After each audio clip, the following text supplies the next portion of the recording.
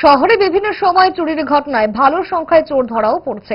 উদ্ধার হচ্ছে চুরির অনেক জিনিসপত্র এবং সেগুলোর বহুলাংশ ফেরতও পাচ্ছে মালিকরা, কিন্তু চুরি থামছে না। আবারও শুক্রবার রাতে আগরতলা শহরে ঘটল চুরির কাণ্ড।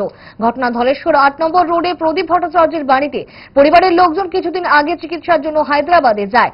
এই সুযোগ চোরের দল শুক্রবার রাতে প্রদীপ ভট্টাচার্যের বাড়ির দরজার তালা ভেঙে ভেতরে প্রবেশ করে গোটা ঘর লণ্ডভণ্ড করে দেয়। নিয়ে যায় টিভি, গ্যাস সিলিন্ডার ও স্টিলের আলমারির তালা ভেঙে নিয়ে যায় স্বর্ণালংকার সহ বিভিন্ন জিনিসপত্র।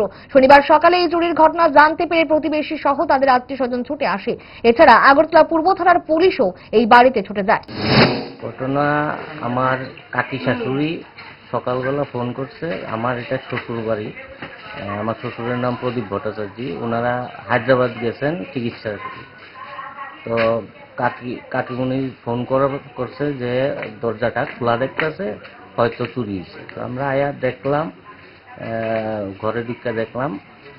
দেখার মধ্যে এখন টিভিটা আমরা দেখতেছি না, আর একটা সিলিন্ডার আর গোদরেজটা ভাঙ্গা। গোদরেজের মধ্যে যার সামগ্রী আছে সব লণ্ডভণ্ড করে ঘরের মধ্যে ছিটানো।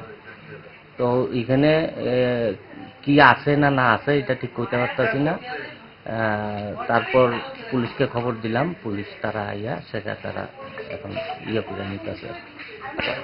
নিরাপত্তা তো এখন রাত্রেবেলা না, শুধু দিনের বেলাও নিরাপত্তার অভাবেই আমরা ভুগতেছি।